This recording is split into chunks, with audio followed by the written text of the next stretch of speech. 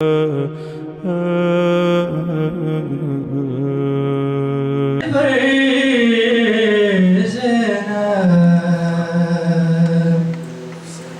سے پیشانی رکھی ہے تیرے در پر زینب جاگ اٹھا ہے میرے سجدوں کا مقدر زینب جب سے پیشانی رکھی ہے تیرے در پر زینب ایک ہی دو معجزے نبیوں کے ہوا کرتے ہیں ایک ہی دو معجزے نبیوں کے ہوا کرتے ہیں کم سے کم معجزے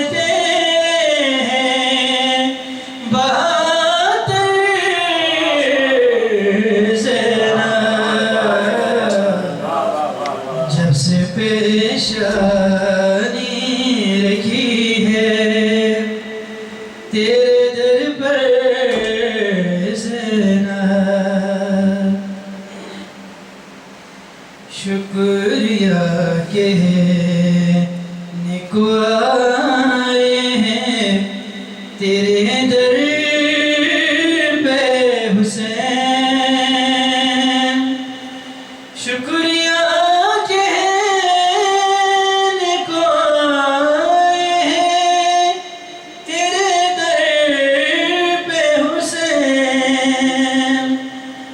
کہ ہمراہ حساک پیامبر زینب جب سے پیشانی رکھی ہے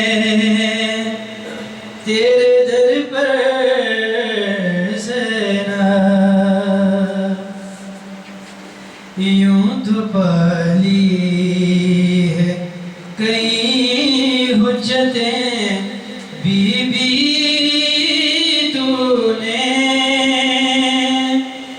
یوں تو پالی ہے کئی حجتیں بی بی تو نے معجزہ سب سے بڑا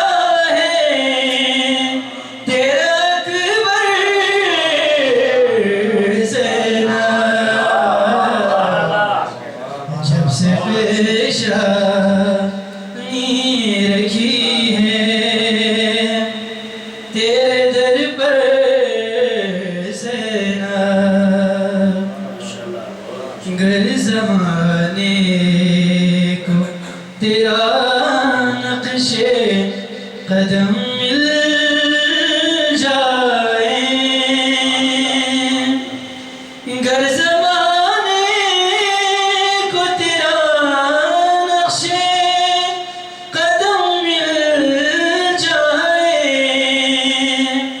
پھر کوئی اور نہ کعبہ ہو زمین پر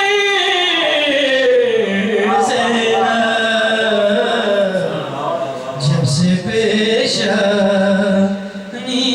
رکھی ہے تیرے در پر زینب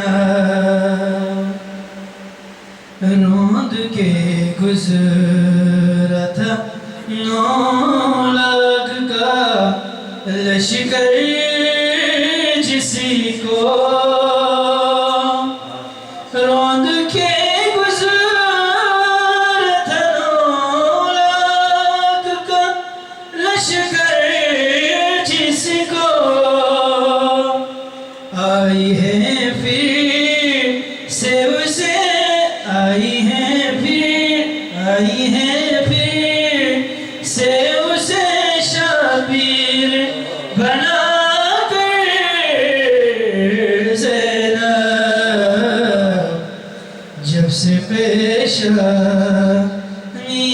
رکھی ہے تیرے در پر زینب، جاگ اٹھا ہے میرے سجدوں کا مقدر زینب، جب سے پیشانی رکھی ہے تیرے در پر زینب. بہت سے بلند تر سب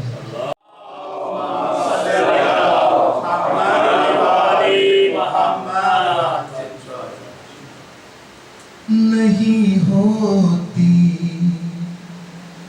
گنہگاروں پہ رحمت، ہو بھی سکتی ہے. نہیں ہوتی گنہگاروں پہ رحمت، ہو بھی سکتی ہے. محبت ہو علی سے تو شفاعت ہو بھی سکتی ہے. نہیں ہوتی گنہگاروں پہ رحمت، ہو بھی سکتی ہے. خداوندہ تیرا بندہ نصیری کا خدا کیوں ہے؟ خداوندہ تیرا بندہ نصیری کا خدا کیوں ہے؟ ندا آئی کہ یہ میری مشیت ہو بھی سکتی ہے. نہیں ہوتی گنہگاروں پہ رحمت، ہو بھی سکتی ہے. میری منزل تو ہے دیوانگی کی حد سے بھی آگے. میری منزل تو ہے دیوانگی کی حد سے بھی آگے. یہی منزل نصیری کی علامت ہو بھی سکتی ہے. نہیں ہوتی گنہگاروں پہ رحمت، ہو بھی سکتی ہے. علی کا نام تو مشکل میں لے کر پھر نہیں لیتا. علی کا نام تو مشکل میں لے کر پھر نہیں لیتا. یہ عادت تیری دوزخ کی بشارت ہو بھی سکتی ہے.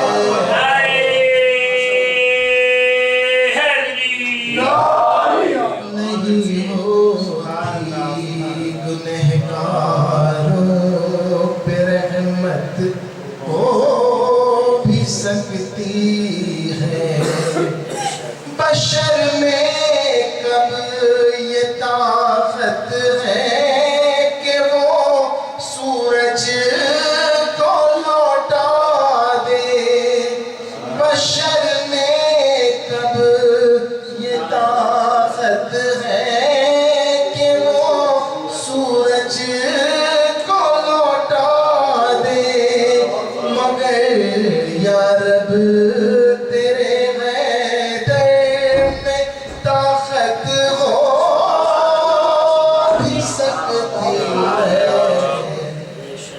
نہیں ہوتی گنہگاروں پہ رحمت ہو بھی سکتی ہے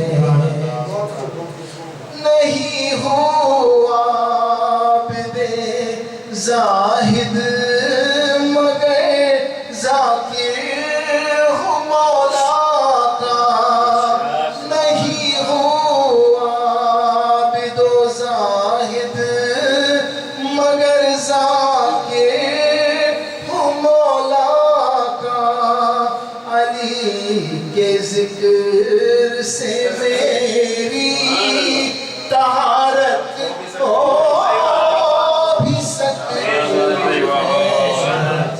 نہیں ہوتی گنہگاروں پہ رحمت ہو بھی سکتی ہے نہیں کرتے کسی پر بھی تبرع ہم نہیں کرتے کسی پر بھی تبرع ہم نہیں کرتے جو دشمن ہو علی کے ان پہ لعنت ہو بھی سکتی نہیں ہوتی گنہگاروں پہ رحمت ہو بھی سکتی ہے نبی کو چھوڑ کر بھاگے ہے ناممکن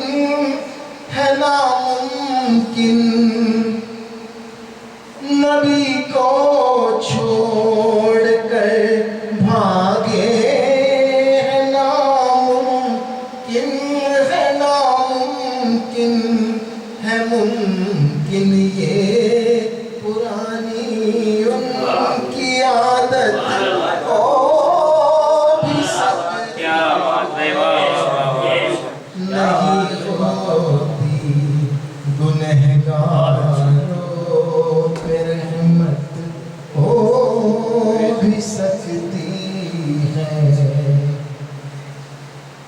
تصور میں نہیں آتا کچہری ختم ہونے تک کچہری میں کھڑی خاتون جنت ہو بھی سکتی ہے نہیں ہوتی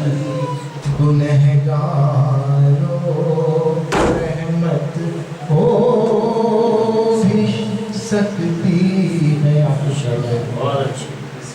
برہنہ سے پھریں گی عطرت احمد خبر کیا تھی برہنہ سے پھریں گی عطرت احمد خبر کیا تھی کبھی آلے محمد کی یہ حالت ہو بھی سکتی ہے نہیں ہوتی گنہگاروں پہ رحمت ہو بھی سکتی ہے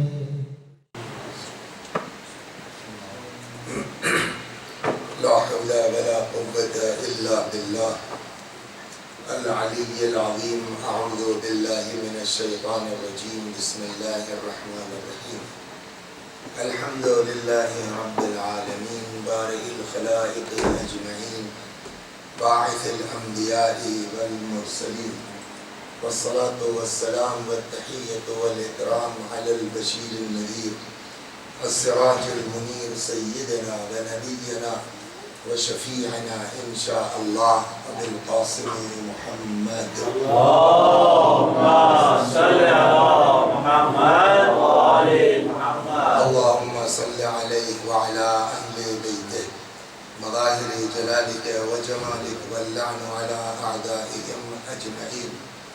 أما بعد فقد قال الله تبارك وتعالى وقوله الحق. أعوذ بالله من الشيطان الرجيم. بسم الله الرحمن الرحيم.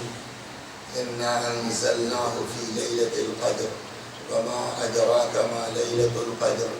ليلة القدر خير من 1000 شهر.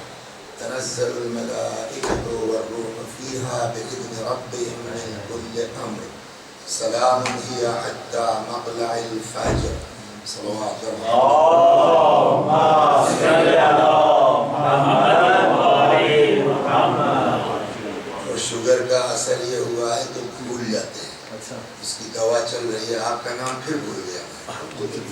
امجد صاحب کے والد کی آج انتقال کی تاریخ ہے، تو انہوں نے گزارش کی کہ آج کی شب جو ہے ان کی وفات کی تاریخ ہے. ایک بار سورہ حمد اور سورہ توحید کی تلاوت فرماتے مرحوم رمضان علی مرچنٹ ابن رحمت اللہ مکھی صاحب کو سارے سلام.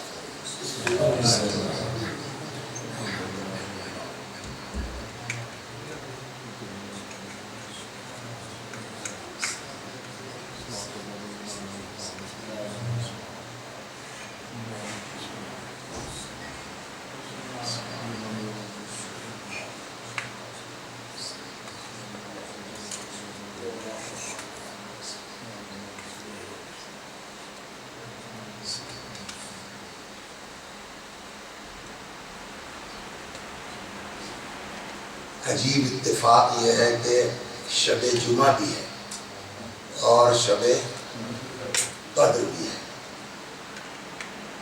اسی لیے ہم نے کہا کہ 3 دن ادھر جو ہے وہ الگ رہا، تو آج بھی ایک دن الگ کر کے پھر کل سے پچھلی والی بات رسالۃ الحقوق کی چلے گی.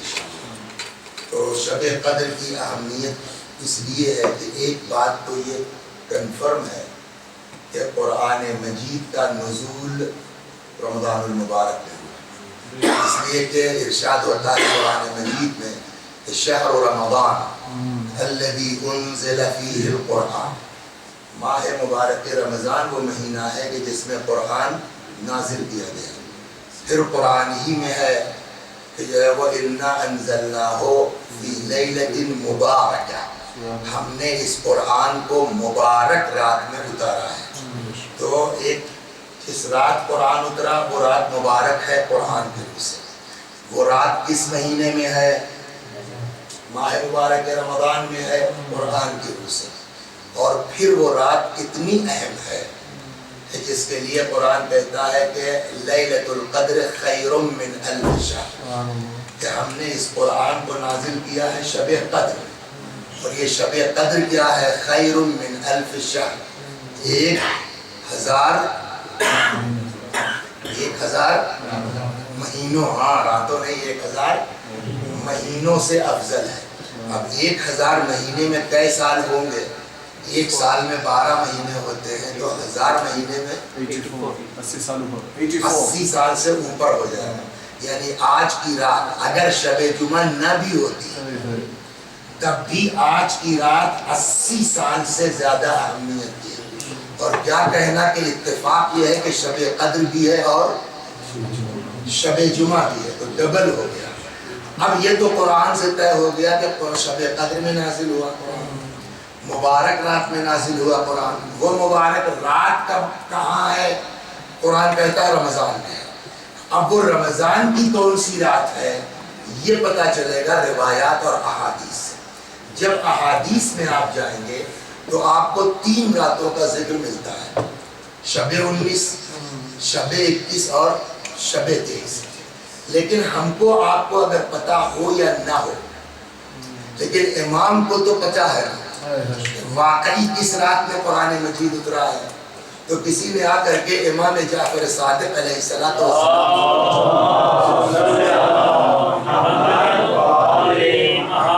مولا یہ 3 راتیں ہیں، کوئی ایک رات ہی تو ہے، معین فرما دیجئے، کنفرم کر دیجئے. تو باوجود اس کے کہ حضرت کو پتا تھا، حضرت نے جو ہے وہ معین نہیں فرمایا، بلکہ یہ فرمایا کہ ان میں سے جتنا عبادت کر سکتے ہو وہ کر. گویا امام کا شاید مقصد یہ ہے کہ اسی بہانے کم از کم 2-3 رات جاگ کر کے تم عبادت میں گزار دو. ابھی لیٹسٹ جو ہے وہ اچھا یوں روایات دیکھا جائے تو 21 اور آج کی شب 23 میں امکانات زیادہ ہیں. 19 میں بھی اگر کر لیتا ہے آدمی تو کوئی حرج نہیں ہے. اور پھر اب 21 اور 23 میں جب بحث ہوگی تو 23 کا وزن کچھ زیادہ ہوتا ہے شب قدر میں. یعنی آج کی شب وہ ہے کہ جس شب قرآن مجید نازل ہوا ہے. ایک چیز اور اس رات کی اہمیت اس قدر ہے کہ 1 سال امام جعفر صادق سلام اللہ علیہ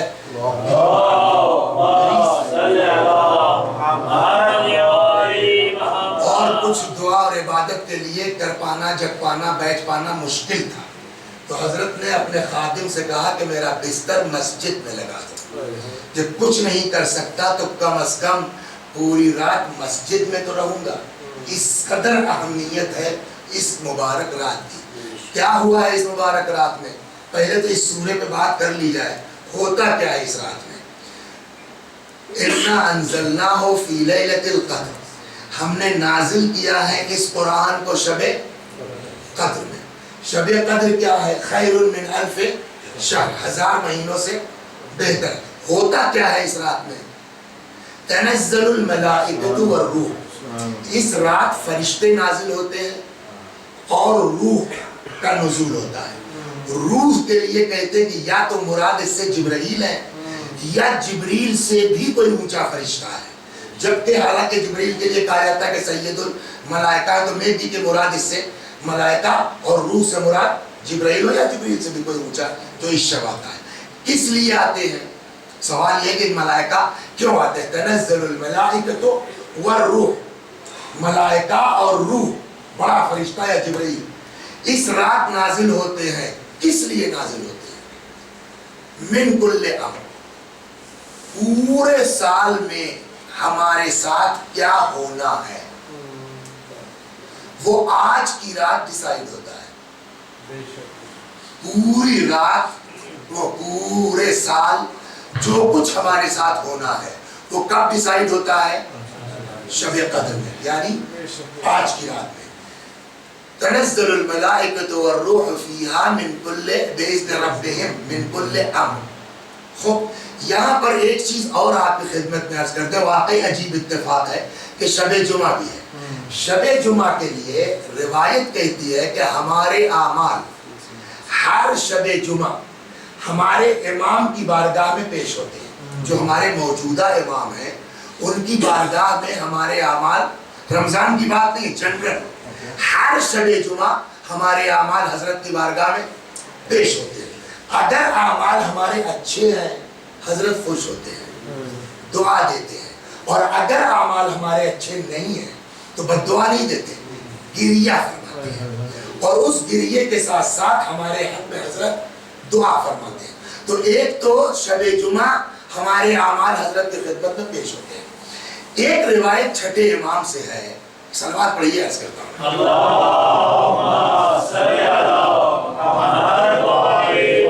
چھٹے امام سے ایک روایت ہے کہ اگر تم کو اپنے مخالف سے بحث کرنا ہو اپنے امام کے متعلق, یعنی ہمارے جو موجودہ امام ہیں, تو خاصموہ بسورۃ انا انزلنا, تو اپنے مخالف سے بحث کرو. کس کے ذریعے سے؟ سورہ انا انزلنا کے ذریعے سے. امام فرماتے تفلح, تم کامیاب ہو جاؤ.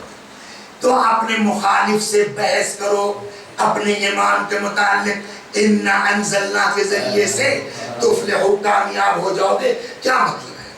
میں اصل عبارت کے بجائے مفہوم خلاصہ عرض کرتا ہوں تاکہ بچے سمجھ لیں کہ امام فرماتے پوچھو اپنے مخالف سے جو نہیں مانتا تمہارے امام کہ شب قدر صرف پیغمبر کے زمانے تک تھی یا شب قدر آج بھی ہے؟ بولیے محسن صاحب, شب قدر ختم ہو گئی یا شب قدر آج بھی ہے؟ بولیے. آج بھی ہے. تو اب جب شب قدر آج بھی ہے تو آج کی رات کیا ہوتا ہے؟ فرشتے نازل ہوتے ہیں. ان سے پوچھو فرشتے جو نازل ہوتے ہیں کائے کے لیے؟ من کل امر. سال بھر کے آپ کے ساتھ جو کچھ ہونا ہے سب کی سال بھر کی فائل لے کے فرشتے نازل ہوتے ہیں؟ کس کے پاس نازل ہوتے ہیں؟ سوال یہ ہے کہ پیغمبر کے زمانے میں سب مانتے ہیں کہ پیغمبر کے پاس آتے تھے اور سب کی فائل پیش ہوتی تھی.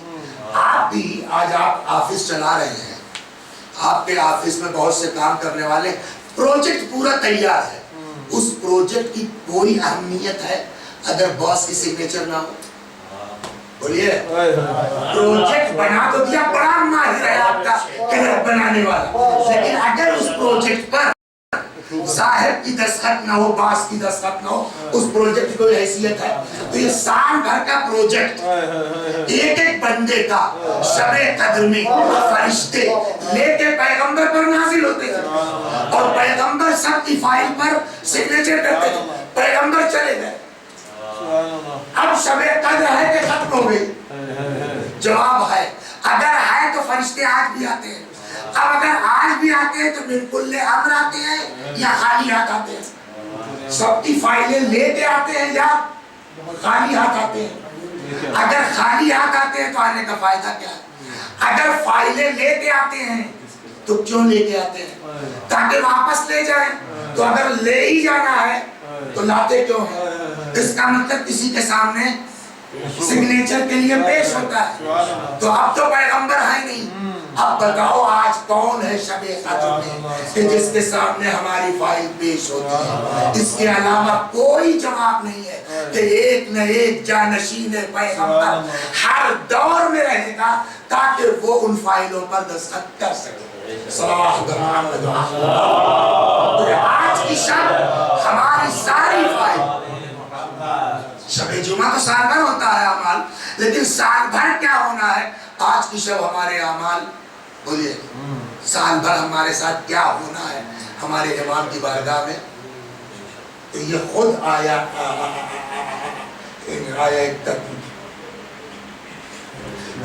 سورہ قدر, یہ خود سورہ قدر ہمارے امام عجل اللہ تعالی فرجہ الشریف کے موجود مبارک پر دلالت کرتے ہیں. ورنہ پھر نہ شب قدر کا کوئی مطلب رہ جاتا ہے, نہ تنزل الملائکہ کا کوئی مطلب رہ جاتا ہے. صلوات محمد.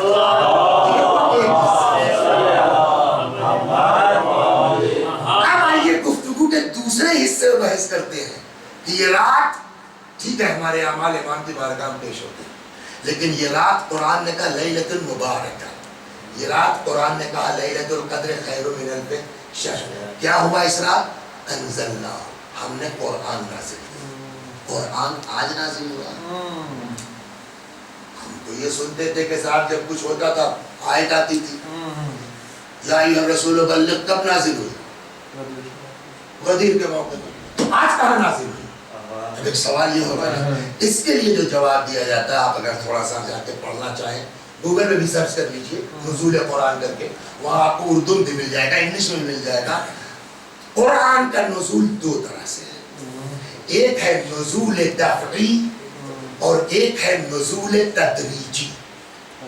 نزول دفعی کیا ہے کہ ایک مرتبہ پورا قرآن اور اس کا مفہوم مطلب قلب پیغمبر پر نازل ہو گیا, وہ آج کی شب ہے. اور پھر پورے 23 سال میں جیسے جیسے حالات ہوتے رہے اس اعتبار سے آیتیں اترتی رہی اور پیغمبر کو حکم ہوتا رہا کہ اب اس مناسبت سے ان کو یہ سنا دیجئے, ان کو یہ سنا دیجئے, ان کو یہ سنا دیجئے. ورنہ تو اب قرآن کا نزول کئی بار ہوا؟ 2 مرتبہ. ایک ہے نزول دفعی جو آج کی شب ہے, اور ایک ہے نزول تدریجی جو 23 سال میں دھیرے دھیرے الگ الگ مناسبتوں سے قرآن مجید نازل ہوتا رہا ہے. تو یہ بات بھی واضح ہو گئی. اب آئیے تھوڑا سا جو شب قرآن کے نزول کی شب ہے, اس شب ٹھیک ہے آپ دعا کیجئے, عبادت کیجئے, جو شنکبیر پڑھیے اور ساری دعائیں اماموں سے ہیں, لیکن کچھ تو قرآن کے اوپر گفتگو ہونا چاہیے. اور جب آپ مفاتیح پڑھیں گے نا, اور مفاتیح میں اعمال شب قدر جب آپ پڑھیں گے تو جہاں سارے اعمال لکھے ہوئے ہیں وہیں یہ بھی لکھا ہوا ہے کہ ان سب کے بجائے اگر بیٹھ کے آدمی علمی مذاکرہ کرے تو ان سارے اعمال سے بہتر ہے. آپ دعائے روشن کبیر پڑھیے, آپ یہ پڑھیے, آپ یہ پڑھیے. اس کے مقابلے میں اگر آپ علم حاصل کر رہے ہیں تو یہ سارے عمل سے بہتر ہے. تو آپ اندازہ کر سکتے ہیں دین میں علم حاصل کرنے کی کتنی اہمیت ہے. تو بقیہ علم تو بحث نہیں کریں گے آج ہم، لیکن چونکہ شب نزول قرآن ہے اس لیے کم از کم قرآن پڑھنے کے بارے میں، قرآن سیکھنے کے بارے میں اگر آپ حضرات تھوڑا سا وقت دیجیے تو 10-15 منٹ آپ کا ہم لے لیتے ہیں. صلوات محمد و آل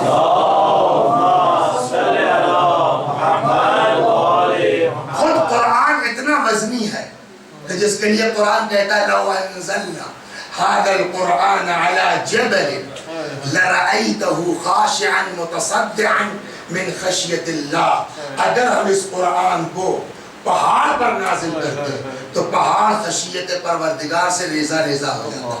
اس سے آدمی پہچانے کہ قلب پیغمبر کتنا سنگین. اب آئیے قرآن اول تو آدمی اگر حفظ کر لے جائے تو اس کا تو کوئی مرتبہ بیان ہی نہیں کر سکتا کہ حافظ قرآن کا کیا مرتبہ ہے. کچھ یاد ہے کیا؟ کتنا یاد کیا؟ چاہے سب مسکرا رہا میں سمجھا کچھ آپ سے کیے اس لیے خوش ہو رہا ہے. چلو انشاءاللہ کرو بیٹا.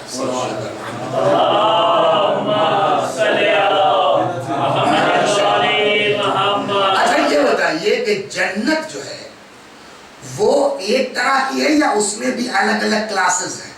جیسے آپ فلائٹ میں جاتے ہیں تو بزنس کلاس الگ ہے نا، اور وہ کیا ہے فرسٹ کلاس الگ ہے، اکنومی الگ ہے. یا ہمارے یہاں انڈیا میں تو بڑے کلاسز ہیں ٹرینوں میں. ایک جنرل کلاس ہوتا ہے 20 روپے کا ٹکٹ لے لیا گھڑیا دھسان بیٹھ گئے آپ اس میں. ایک ہوتا ہے سلیپر کلاس بولتے ہیں نان اے سی، وہ سب 100 روپے کا ٹکٹ لے لیا بیٹھ گئے آپ.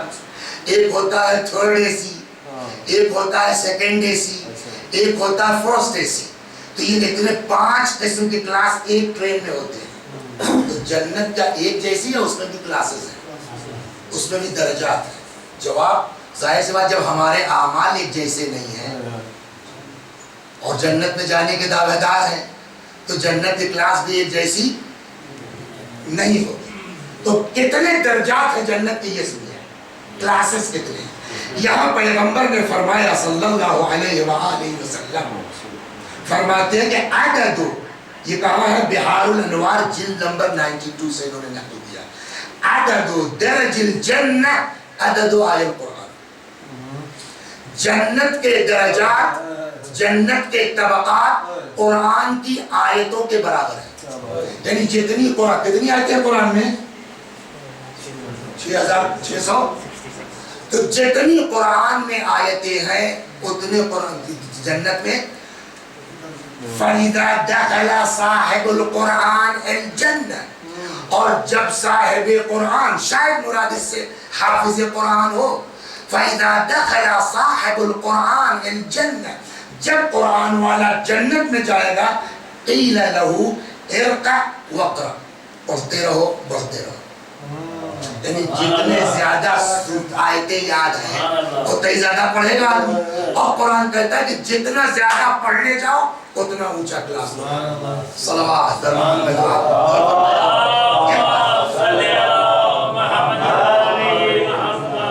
لِكُلِّ آیَةٍ دَرَجَةٌ، پیغمبر فرماتے ہیں ہر آیت کے بدلے ایک کلاس ملے گا. فَلَا تَكُونُوا فَوْقَ حَافِظِ الْقُرْآنِ دَرَجَةٌ. پھر پیغمبر فرماتے ہیں اب حافظ قرآن سے اونچا درجہ کسی کا، حالانکہ اس پر آپ کے ذہن میں ایک آدھ اعتراض آئے گا، اس کا جواب خود ہی آگے دیا جا رہا ہے. لیکن فی الحال اتنا سن لیجئے کیا فلاح قرآن کے حافظ سے بڑھ کے کسی کا کوئی درجہ جو ہائر کلاس ہوگا جنت میں، وہاں کون جائے گا؟ حافظ قرآن. علی سے بڑا کوئی حافظ ہے؟ صلوات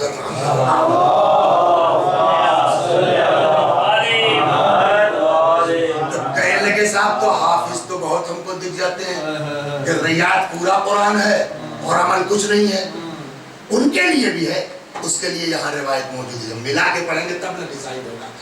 قال الصادق علیہ السلام، یہ بھی اسی بحار الانوار کی 92 جلد سے.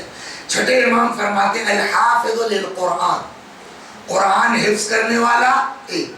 دو شرط بھائی، العامل بہ، اور اس پر عمل کرنے والا. خالی رٹ لینے سے کوئی فائدہ نہیں ہوگا.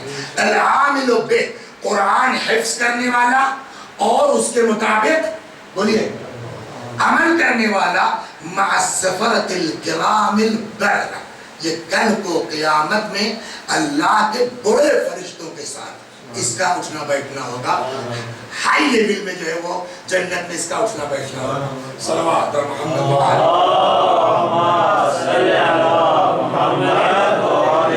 تیسری روایت پیغمبر فرماتے ہیں اشراف امتی، ہماری امت کے بڑے لوگ، ہائی کلاس لوگ کون ہیں؟ حملۃ القرآن و اصحاب اللیل، حاملان قرآن یعنی حافظان قرآن اور اصحاب اللیل، راتوں کو اٹھ کے عبادت کرنے والے، نماز شب پڑھنے والے مثلا۔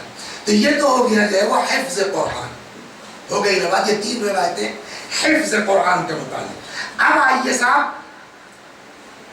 نہیں یاد ہو پا رہا، سب کا بھیجا ایک جیسا نہیں ہوتا، سب کا دماغ ایک جیسا نہیں ہوتا، تو کم از کم نہیں یاد کر پا رہے ہو تو پڑھو۔ پڑھنے کا ثواب کیا ہے؟ پیغمبر فرماتے وَلِتَعْلِي آیَةٍ مِّن کتاب اللہ، اللہ کی کتاب یعنی قرآن کی ایک آیت تلاوت کرنے والا، اس کا ثواب کیا ہے؟ خَيْرٌ مِّن تحت العرش الی تقیم السفلی، آسمان کے نیچے سے لے کر کے اور زمین کی آخری تہ تک جو کچھ ہے سب سے افضل ایک آیت کی تلاوت کا ثواب ہے۔ جو فرمایا قرآن مجید کیا ہے؟ اللہ اکبر۔ دوسری جگہ پیغمبر فرماتے ہیں کہ یدفع عن تال القرآن بلوى الآخرہ، قرآن کی تلاوت کرنے والے سے آخرت کی بلائیں دور کی جاتی ہیں۔ اسی لیے تو ہم اپنے مرنے والوں کے لیے مجلس سے پہلے قرآن کی تلاوت کرواتے ہیں کہ آخرت کی بلائیں دور ہوتی ہیں۔ یا اور روایت میں صلوات بر محمد و آل محمد۔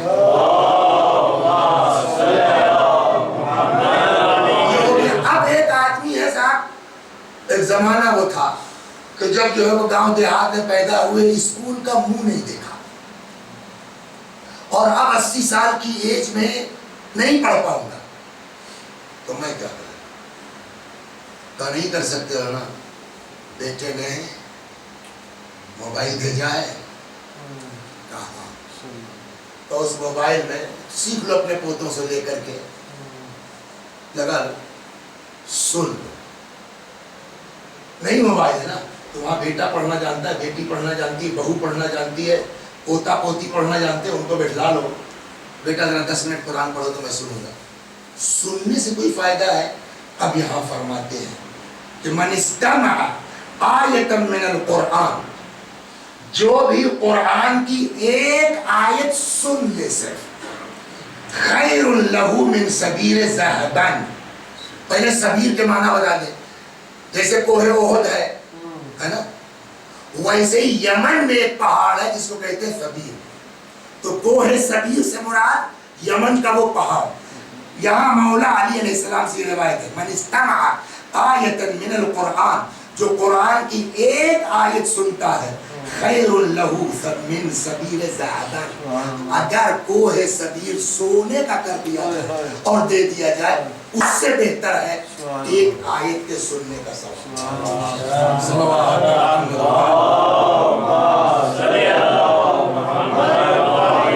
کیا چھٹے وہ تو مولا کی حدیث تھی، یہ چھٹے امام سے حدیث ہے، من استمع حرفا من کتاب اللہ من غیر قراءت، اگر کوئی اللہ کی کتاب سے ایک حرف سن لے، وہاں تو ایک آیت کی بات تھی نا، یہاں الحمدللہ کا الف سن لیا صرف آپ، جو ایک حرف سن لے کتاب خدا کا من غیر قراءت، خود نہیں پڑھ رہا ہے، دوسرا کوئی پڑھ رہا صرف سن لیا، کتب اللہ لہ حسنہ، ایک حرف اگر سن لیتا ہے، ایک حرف کے بدلے ایک نیکی لکھی جائے گی، وَمَحَا عَنْهُ سَيِّئَةً، اور ایک برائی مٹائی جائے گی، وَرُفِعَ لَهُ دَرَجَةً، اور ایک درجہ اس کو ترقی دی جائے گی۔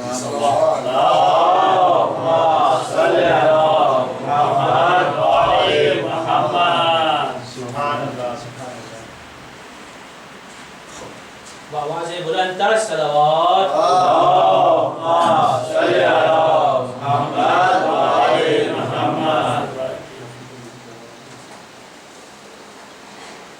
اب یہ تو ہو گیا. اب آئیے یہاں سے دو ایک حدیثیں میں آپ کی خدمت میں نقل کرتا ہوں کہ جب قرآن کا پڑھنا اتنا ثواب ہے, قرآن کا سننا اتنا ثواب ہے, ابھی بات آئے گی کہ سنانے والا بھی کوئی نہیں ہے تو خالی قرآن کھول کر کے دیکھ لیں, اس کا بھی ثواب ابھی نقل کرتا ہوں. اب آئیے تو ظاہر سی بات ہے کہ قرآن پڑھنے کا جب اتنا ثواب ہے, سننے کا اتنا, تو پڑھنا پڑے گا نا, سیکھنا پڑے گا نا. تو قرآن نہیں ٹھیک ہے, مجھ سے گڑبڑ ہوئی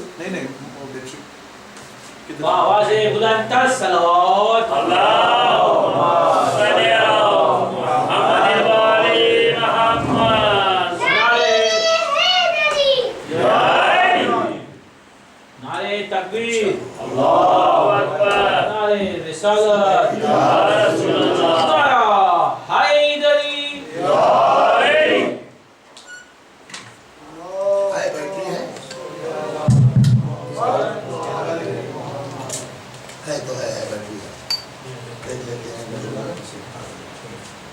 بآواز بلند تر صلوات اللہم صلی علی محمد و آل محمد. جی چلیے. اور ایک صلوات پر محمد و آل محمد. اللہم صلی علی محمد و آل محمد. اب آئیے تو قرآن پڑھنے کی جب اتنا ثواب ہے تو سیکھنا پڑے گا. قرآن پڑھنا اور قرآن پڑھانا اور قرآن سیکھنا اللہ سے قربت کا سبب ہے. کہاں ارشاد ہوتا کونوا ربانیین بما کنتم تعلمون الکتاب و بما تدرسون. ربانیین یعنی خاصان خدا. کس بنا پر تم خاصان خدا ہو؟ جو تم قرآن سیکھتے تھے, جو قرآن پڑھاتے تھے, اس بنا کے اوپر. چنانچہ پیغمبر فرماتے ہیں خیارکم من تعلم القرآن وعلمہ, تم میں سب سے بڑھیا انسان وہ ہے جو قرآن سیکھے اور قرآن سکھائے. ینبغی للمؤمن الا یموت, مومن کے لیے مناسب نہیں ہے کہ وہ مر جائے حتی یتعلم القرآن, بغیر قرآن سیکھے. آؤ یکون فی تعلمہ, 80 سال کی عمر سے ہی, لیکن نہیں آ رہا ہے, کوشش کرو تاکہ اگر مر جاؤ تو کم از کم کہنے کے لائق تو ہو جاؤ کہ پالنے والے پہلے نہیں پتا تھا, جب پتا چلا تب سے سیکھنا شروع کیا اور سیکھ ہی رہے تھے کہ تیرا فرشتہ آ گیا, مر گئے, ہم کیا کریں. لہٰذا اب یہاں پیغمبر فرماتے ہیں, امام چھٹے امام, ینبغی للمؤمن, مومن کے لیے مناسب یہ ہے کہ لا یموت حتی یتعلم القرآن, مرنے سے پہلے یا تو قرآن سیکھ چکا ہو اور یکون فی تعلمہ, یا قرآن سیکھ رہا ہو. تو ہر حال میں ہماری ذمہ داری ہے کیا؟ قرآن سیکھنا. خوب اب آئیے قرآن سیکھنا, تو قرآن پڑھا کیسے جائے گا؟ اعوذ باللہ من الشیطان, یہ پڑھتے ہیں نا, یہ کون سا قرآن پڑھنا ہے؟ قرآن نے خود بتایا کہ ہم کو کیسے پڑھو گے. نمبر 1 ظاہری ادب یہ ہے, قرآن کہتا ہے وَرَتِّلِ الْقُرْآنَ تَرْتِيلًا, قرآن کو ترتیل کے ساتھ پڑھو. ترتیل کیا ہے؟ یوں تو ترجمہ کر دیتے ہیں ٹھہر ٹھہر کے پڑھو, نہیں.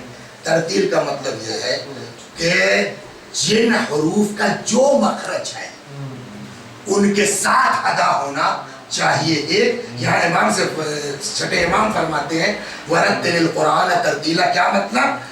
ہوا ان تتمکث فیہ وتحسن بہ صوتک. ایک تو یہ کہ حروف صحیح نکلے, دوسرے اپنی آواز کو اچھا بناؤ جتنا کر سکتے. ایک تو ہماری طرح سے پھٹا باس ہے آدمی, وہ اس کی مجبوری ہے, لیکن جتنے آواز کو صحیح بنا سکتے ہو. ایک روایت ہے, اگر اس میں ہے تو ابھی سناتا ہوں, یاد آ گئی شاید نہ اس میں. کہتے وَلِكُلِّ شَيْءٍ حِلْيَةٌ, ہر چیز کا ایک زیور ہے. وَحِلْيَةُ الْقُرْآنِ الصَّوْتُ الْحَسَنُ, قرآن کا زیور اچھی آواز ہے.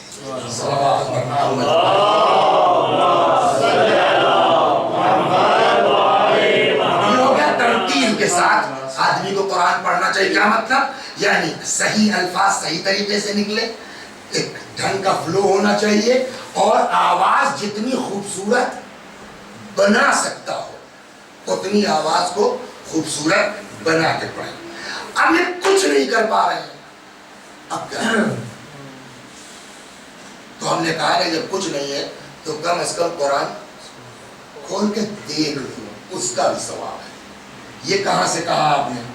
پیغمبر نے فرمایا النظر فی ثلاثت اشیاء عبادہ. آندھرا پردیش میں ایک شہر ہے مچھلی پٹنم, مچھلی بندر سمندر کے علاقے کا ہے. تو جو پہلے سال کئی سال سے جا رہے ہیں, جو وہ اربعین سے پہلے 5 مجلسیں ہوتی ہیں, چلیے مولانا سمندر ٹہلا کے لیے آئے. ہم کو کچھ بہت ٹہلنے وہلنے کا شوق نہیں ہے تو ٹال دیتے تھے, لیکن جب یہ روایت دیکھی میں نے تب تک نہیں معلوم تھا, تو میں نے کہا بھیا گاڑی لے آؤ چلا جائے. بچا اب سنیے, پیغمبر فرماتے ہیں النظر فی ثلاثت اشیاء عبادہ, 3 چیزوں پر نگاہ ڈالنا عبادت ہے. کیا کیا؟ نمبر 1 النظر فی وجہ الوالدین, ماں باپ کے چہرے کو دیکھنا پیار سے, یہ نہیں غصے سے دیکھ رہے ہیں آپ, وہ تو پھر آنکھ ہو جائیں گے آپ. ماں باپ کے چہرے کو محبت سے, پیار سے, عشق سے دیکھنا. ایک روایت اور اس سلسلے میں ملتی ہے کہ کچھ اوقات وہ ہے کہ جب اللہ کی رحمت کا دروازہ کھل جاتا ہے. وہ کب کب ہے؟ عند فتح باب الکعبہ, جب کعبے کا دروازہ کھلتا ہے, جب بارش ہوتی ہے, جب بیٹا پیار سے اپنے ماں باپ کو دیکھتا ہے. اولاد بیٹا بیٹا بیٹی کو ماں باپ کو پیار سے دیکھتے ہیں, رحمت کا دروازہ کھل جاتا ہے. تو پہلی چیز النظر فی وجہ الوالدین, ماں باپ کے چہرے کو محبت سے دیکھنا کیا ہے؟ عبادت. وفی المصحف, اور قرآن مجید کا دیکھنا عبادت ہے. وفی البحر, سمندر کا دیکھنا عبادت ہے. صلوات بر محمد.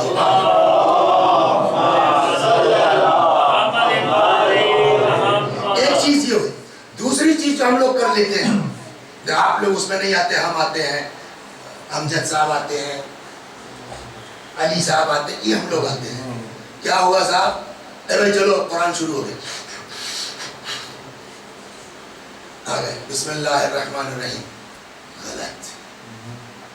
یا باہر کچھ لوگ ہیں, حالانکہ یہی چیزیں ہیں کہ جو بعد میں ہم لوگ بھی ایسے ہی ہوئے, آسانی سے سگریٹ کی عادت نہیں پڑی ہے, ہمیں لو یار, پھر بعد میں وہ عادت ہو گئی. یہ ابھی جو باہر کیا کہتے ہیں اس کو, ڈلی لیتے ہیں نا لوگ, یہ جو ابھی ڈلی ہے نا, یہ بسم اللہ ہے. دھیرے دھیرے پتہ ہی نہیں چلے گا کہ کب ہم نے تمباکو کھانا شروع کر دیا. توجہ فرما رہے ہیں. لہذا اس ڈلی سے بھی پرہیز ہم کو کرنا چاہیے, ورنہ وہی حشر ہوگا جو میرا ہوا تم لوگوں کا بھی ہوگا. صلوات بر محمد. تو وہاں صاحب وہ ڈلی منہ میں ڈالی باہر, اس کے بعد بلایا چلو بھائی کو قرآن شروع. بسم اللہ الرحمن الرحیم. امام فرماتے جاؤ میرے ڈلی تھوک جاؤ. یہاں روایت ہے, پیغمبر فرماتے ہیں کہ کہا گیا نظفوا طرق القرآن, پیغمبر نے فرمایا قرآن کے راستوں کو صاف رکھو. نظفوا طرق القرآن, قرآن کے راستے کو صاف رکھو. قیل یا رسول اللہ وما طریق القرآن, پوچھا لوگوں نے یا رسول اللہ قرآن کا راستہ کیا ہے؟ پیغمبر نے فرمایا افواہکم, تمہارا منہ. پھر لوگوں نے پوچھا بماذا, کائے سے پاک رکھیں صاف رکھیں؟ قال بالسواک, مسواک کر کے برش کر کے آؤ قرآن پڑھنے کے لیے. یا ایک دوسری روایت میں یہی بات ہمارے اور آپ کے 8ویں امام سلام اللہ علیہ سے فرماتے افواہکم طرق من طرق ربکم, تمہارا دہن تمہارے اللہ کے راستوں میں سے ایک راستہ ہے. فنزفوہا, بس اس کو صاف رکھو, پاک رکھو. آج کی شب نزول قرآن ہے, اور پھر اس جملے کو دوہرا دو کہ جہاں فرمایا کیا خیرکم من تعلم القرآن वअल्लम। तुम में सबसे बढ़िया आदमी वो है जो कुरान सीखे और कुरान सिखाए। इसका मतलब ये थोड़ी है कि जो मौलवी साहब हैं वही सबसे बढ़िया है और ये जो लड़के सीख रहे हैं वही सबसे बढ़िया है। तो मौलवी साहब को पेमेंट कौन कर रहा है?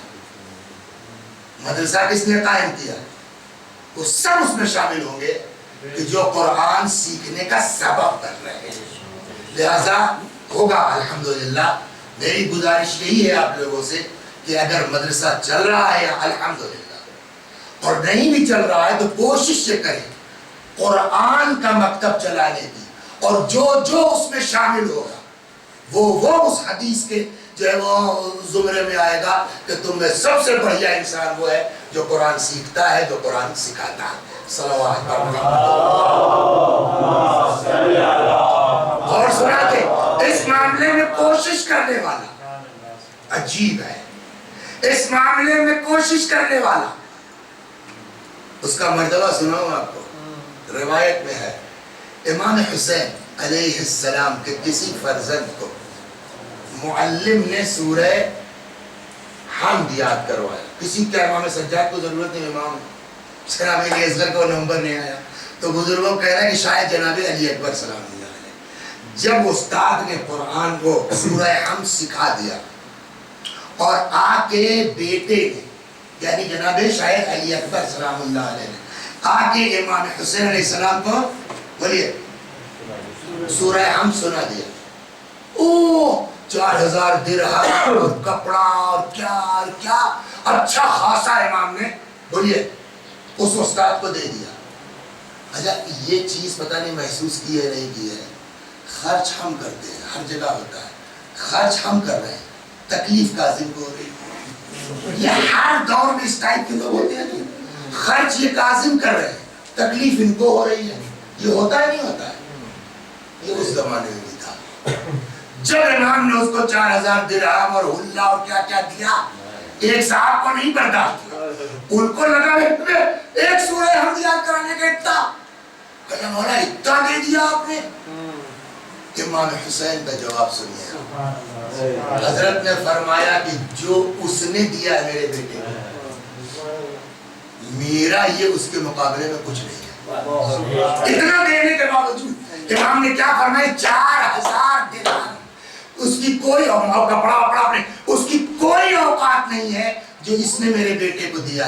इसने मेरे रब का कलाम याद कराया है, इसने मेरे महबूब का कलाम याद कराया है।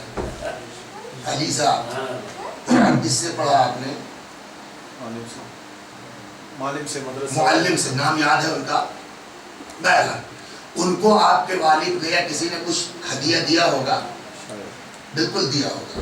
आप जरा जाके उनसे फोन कीजिए मजलिस के बाद कि वो जो भी 200-500 दिरहम, दिनार, डॉलर, पाउंड जो भी दिया हो, मौलवी साहब जरा सा उसका नंबर बताइएगा तो कि जो मेरे वालिद ने आपको डॉलर दिया था कुरान खत्म कराने पर। जवाब क्या होगा? नंबर हमने उसी दिन रास्ते में ये ले लिया, शाम तक खत्म हो गया। तो आपने जो मुअल्लिम को दिया है वो महीने भर से ज्यादा नहीं चला, लेकिन मुअल्लिम ने जो याद कराया था वो जरा सुनाइए तो समझ में आया। वो जो सिखा रहा है वो हमारी कब्र तक जाएगा। आप जो दे रहे हैं वो कल को खत्म हो जाएगा। ज्यादा किसने दिया है? सलावत और मोहम्मद।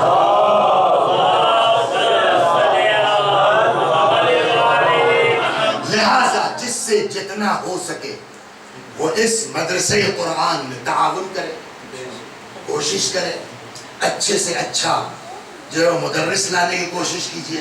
आज तो अल्लाह का शुक्र है आपके यहाँ भी हाफिज ढूंढने जाइए, अल्हम्दुलिल्लाह हुफ्फाज की कमी आपके यहाँ भी नहीं है।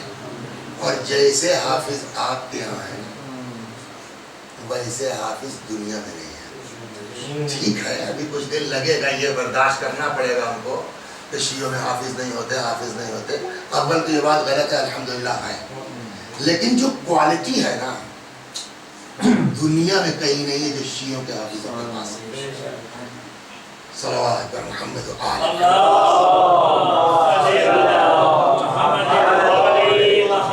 शब जुमा है, शब ज़ियारत भी है। مازندران ایک شہر ہے، اس کے قریب کا کوئی گاؤں ہے، اس گاؤں کے 30-32 لڑکے، 32 غالباً جوان، ایسے سب بچے، انہوں نے آپس میں جو ہے وہ میٹنگ کی کہ چلو اب کی کربلا چلا جائے، اربلین میں۔ مگر یار ہم لوگوں کو تو کچھ پتا نہیں ہے طریقہ کیا ہے، سلیقہ کیا ہے، آداب کیا ہے۔ کوئی ساتھ ہوتا جو ہر سال جاتا ہو، جس کو پتا ہو۔ تمہارے بغل کے گاؤں کے عباس بھائی ہیں جو ہر سال جاتے ہیں، لڑکے ان کے پاس چلے گئے، عباس بھائی ہم لوگ کربلا جانا چاہیں گے، جاؤ۔ کہنے ہم لوگوں کو کچھ پتا نہیں ہے، آپ چلتے نا۔ ہم جاتے تو ہیں ہر سال، لیکن اس سال ہماری اپنی کچھ مشکلات ہیں، وہ بتائیے کیا ہے۔ وہ لوگوں نے مل کے ان کی وہ پرابلم حل کی، چل پڑے پیدل۔ تو اس زمانے میں جو پیدل چلتے تھے نا، تو سفر کاٹنے کے لیے کچھ کلام پڑھا کرتے تھے۔ ایک آدمی چھوٹا سا علم کاندھے پہ رکھ لیتا تھا اور پڑھتا چلتا تھا، ہر کے دار دھاوسے کربو بلا بسم اللہ۔ تو اس کو اس پڑھنے کو کہتے تھے چاوشی پڑھنا، اور جو اس کو پڑھتا تھا اس کا لقب ہو جاتا تھا چاوش۔ جیسے ہمارا کہتے ہیں نا صاحب بیاض، تو اس طریقے سے وہ کیا کہلاتا تھا؟ چاوش۔ تو یہ عباس بھائی جو تھے وہ کیا تھے؟ عباس چاوش۔ چل پڑے، دن بھر چلتے تھے، رات میں رکتے تھے، پھر چلتے تھے، رکتے تھے، یہاں تک کہ آخری منزل ہے، شام کا وقت ہے، پہنچے کہ اب صبح چلیں گے، 2-3 گھنٹہ 4 گھنٹے کا سفر ہے، پہنچ جائیں گے۔ اتفاق سے جمعرات کا دن تھا۔ جیسے ہی اندھیرا ہوا، لائٹیں جلنا شروع ہوئی، پتہ نہیں کیا دماغ میں آیا، ملا عباس چاوش نے لڑکوں کو بلایا، کہاں آیا ہو سب لوگ؟ یہاں وہ دور دیکھ رہے ہو روشنی۔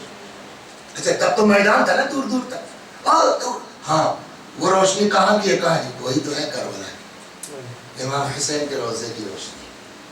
تو کا شب جمعہ ہے، شب جمعہ کی فضیلت اور ہی ہے زیارت کی۔ پتہ نہیں اگلی شب جمعہ تک کون زندہ رہے، کون زندہ نہ رہے۔ تھک تو گئے ہو بیٹا، لیکن تھوڑی سی اگر ہمت کر لو نا تو انشاءاللہ ہم لوگ آدھی رات تک سحر سے پہلے کربلا پہنچ جائیں گے، شب جمعہ تو مل جائے گی۔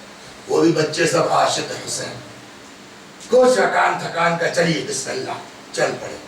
نصف شب کے آس پاس کربلا پہنچے، جلدی جلدی سامان پھینکا مسافر خانے میں، کہا چلو پہلے زیارت کر لیتے ہیں، پھر انشاءاللہ کل دن میں آداب اور غسل کے ساتھ زیارت کی جائے گی۔ آئے، اس میں اکثر لوگ گئے ہوں گے، کربلا معلیٰ زیارت کی ہوگی، دیکھا ہے آپ لوگوں نے نا، زیارتوں میں گئے ہیں کہ قبروں کے اوپر جالی لگی ہے نا، زری بنی ہوئی ہے۔ تو زری عام طور پر 4 کونے ہوتے ہیں نا، لیکن امام حسین کے قبر میں دیکھا ہے آپ نے 4 کونے نہیں ہیں، 6 کونے۔ کیوں؟ یوں آئی ہے زری اور یوں آ کے یوں پتلی ہوئی، یہ پھر بڑھ گئی ہے۔ یہ ایسا کیوں ہے؟ کہ یہ تو ہے امام کی قبر، سینے پر علی اصغر ہے، اور یہ پایتی علی اکبر سلام اللہ علیہ۔ آپ سوچئے 32 لڑکے، سب کے سب نوجوان، سحر کا وقت، اور قبر علی اکبر، امام حسین کی قبر، علی اکبر کی قبر، زیارت ہوئی۔ کسی نے کہا کہ عباس بھائی وہ نوحہ جو آپ پڑھتے ہیں گاؤں میں، پڑھیے۔ اور کہا آج میں کسی کی سفارش نہیں سنوں گا، بیاس کھولتا ہوں، جو نکل آئے گا وہ پڑھوں گا۔ اپنی ڈائری کھولی، اتفاق سے جو نوحہ نکلا وہ جناب علی اکبر کے ہاتھ کا۔ آپ سوچئے سحر کا وقت، قبر علی اکبر، 32 لڑکے، سب کے سب جوان۔ ماحول کا اثر ہوتا ہے، وقت کا اثر ہوتا ہے، جگہ کا اثر ہوتا ہے۔ خوب گریہ ہوا، خوب ماتم ہوا۔ آخر میں بیاس بند کی کہ چلو آرام کر لو، اب کل دن میں آداب کے ساتھ آئیں گے۔ ملا عباس چاوش کہتے ہیں کہ ہم لوگ مسافر خانے میں آئے، لیٹے، آنکھ لگی تھی کہ عالم خواب میں کیا دیکھتا، کوئی دروازہ کھٹکھٹا رہا ہے۔ میں نے اسی خواب کے عالم میں دروازہ کھولا، دیکھا ایک آدمی سامنے کھڑا ہے۔ عباس کا دوبارہ جی کہیے تو اپنے ساتھیوں کو الرٹ کر دو، آمادہ کر دو، آقا آ رہے ہیں۔ عباس بھائی پہلے جھٹکے میں نہیں سمجھے، کون آقا؟ کہ وہی جن کی محبت میں تم لوگوں نے رات کو رات نہیں سمجھا، تکان کو تکان، یعنی مولا امام حسین۔ ہاں، کہ وہ کیوں آ رہے ہیں؟ بتاؤ کہاں ہے مولا، ہم لوگ چلیں۔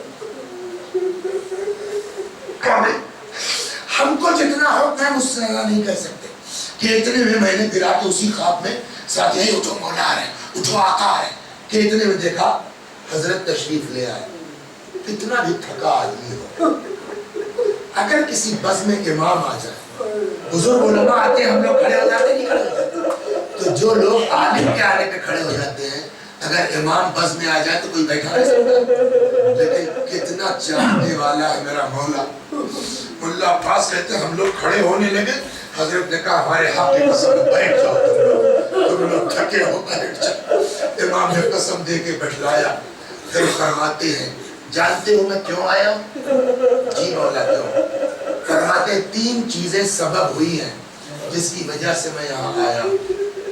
नंबर 1, जो हमारी जियारत को आता है हम उससे मिलने के लिए 1, 2, कभी किसी को उसकी गुर्बत की वजह से हकीर मत समझे, उसके काम की वजह से हकीर मत समझे। पता नहीं किसका क्या मर्तबा है अपने इखलास की बारगाह, हमको आपको क्या पता। का दूसरी वजह ये है कि जब तुम्हारे यहाँ गांव में मजलिसें होती हैं, एक आदमी इमाम बाड़े के बाहर बैठ के मोमिनीन की चप्पलें ठीक करता है, जानते हो उसको? हाँ मौला जानते हैं। का दूसरा काम यह है कि जब वापस अपने गांव जाना उसको हमारा सलाम। और तीसरी वजह, अब जब कभी हमारे रोजे पर आना, जो चाहो हम मना नहीं करते, लेकिन एक बात का ख्याल रखना, अगर शबे जुमा हो तो अकबर के हाल का अगर शबे जुमा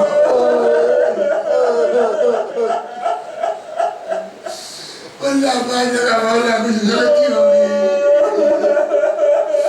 नहीं बात दरअसल ये है कि शबे जुमा मेरे रोजे पर मेरी माँ होती, उनसे अली अकबर के हाल का नवा नहीं सकती।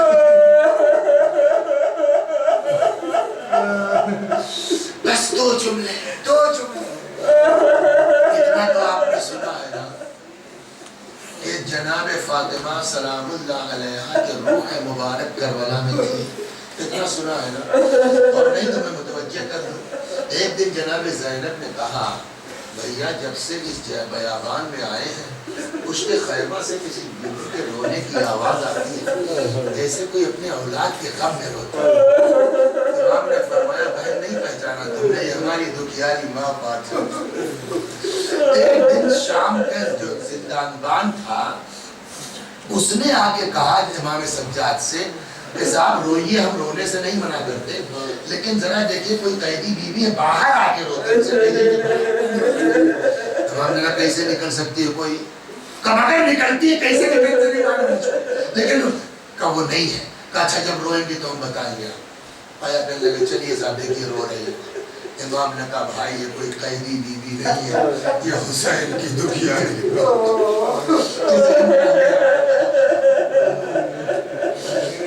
इंशाअल्लाह वक्त रहा अभी तो 1 हफ्ता है, मैं नकल करूंगा कि रूह फातिमा किस तरह थी करबला में। लेकिन ये ज़हन में रखिए कि जनाब फातिमा की रूह मुबारक करबला में थी, और इमाम हुसैन का जो मंजर है जनाब अली अकबर के साथ, पूरी तफसील में नहीं जाऊंगा, कल इंशाअल्लाह बकिया बयान करता हूँ कि जब जनाब अली अकबर की रूह निकल गई, शहीद हो गए, तो रिवायत कहती है कि इमाम हुसैन ने अपने आप को अकबर के लाशे में गिरा दिया, रुखसारे पे रुखसारा रख दिया। इतना रोए कि रीश मुबारक आंसुओं से तर हो गए। लेकिन खाली रोना तो नहीं है ना, आगे भी अपनी भी तो कुर्बानी देना है। 57 साल का बूढ़ा बाप, भूखा बाप, प्यासा बाप, 18 बरस का कड़कन जवान, कैसे उठाएगा लाश को? कैसे उठाएगा? बुजुर्गों कहना कि हजरत ने वज़न को तकसीम करने के लिए तरीका ये निकाला कि अकबर का सर रखा अपने कांधे पे, सीने को लगाया अपने सीने से, जमीन पर पैर रख देता था, लेकिन फिर भी कुछ दूर लेके चलते थे रख देते, फिर चलते थे रख देते थे। آخرکار خیمے کا رخ کیا، فرماتے بنی ہاشم کے بچوں آؤ، اپنے بھائی کی لاش لے جاؤ، ارے فاطمہ کی روح دیکھ رہی ہے، میرے حسین کی کوئی مدد کرنے والا نہیں ہے۔ شاید اسی بنا میں فرمایا ملا عباس اب جب کبھی میرے روزے پہ نوحہ پڑھتا اکبر کے ہاتھ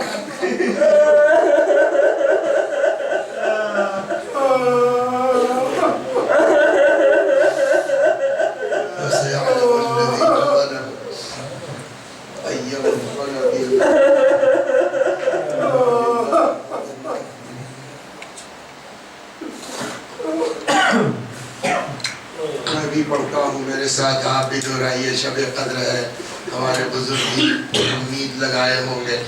اللہم صلی علی محمد وآل محمد، اللہم صلی علی محمد وآل محمد، اللہم صلی علی محمد وآل محمد۔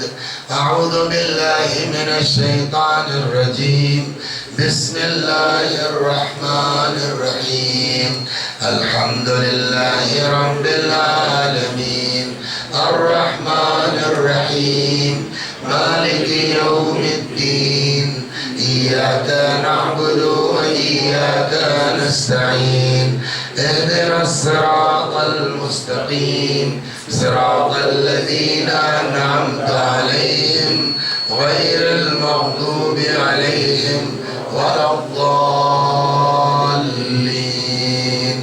بسم اللہ الرحمن الرحیم، قل هو اللہ احد اللہ الصمد، لم یلد ولم یولد ولم یکن له کفوا احد۔ بسم اللہ الرحمن الرحیم، قل هو اللہ احد اللہ الصمد، لم یلد ولم یولد ولم یکن له کفوا احد۔ بسم اللہ الرحمن الرحیم، قل هو اللہ احد اللہ الصمد، لم یلد ولم یولد ولم یکن له کفوا احد۔ كذلك الله ربنا صدق الله العلي العظيم۔ اللهم صل على محمد وآل محمد، اللهم صل على محمد وآل محمد، اللهم صل على محمد وآل محمد، وعجل فرجهم واحشرنا معهم۔ پروردگار سورہ حمد و توحید و صلوات کا ثواب جملہ مؤمنین و مؤمنات مخصوصاً و محبان علی جن کو کوئی ایصال ثواب کرنے والا نہیں ہے، اس مجلس میں موجود جتنے مرد و عورت ہیں ہم سب کے بزرگوں کی روحوں تک پہنچا دے، ہمارے گناہوں کو بخش دے، ہمارے ماں باپ کے گناہوں کو بخش دے، ہمیں اعمال خیر کی توفیق کرا دے۔ وآخر دعوانا ان الحمدللہ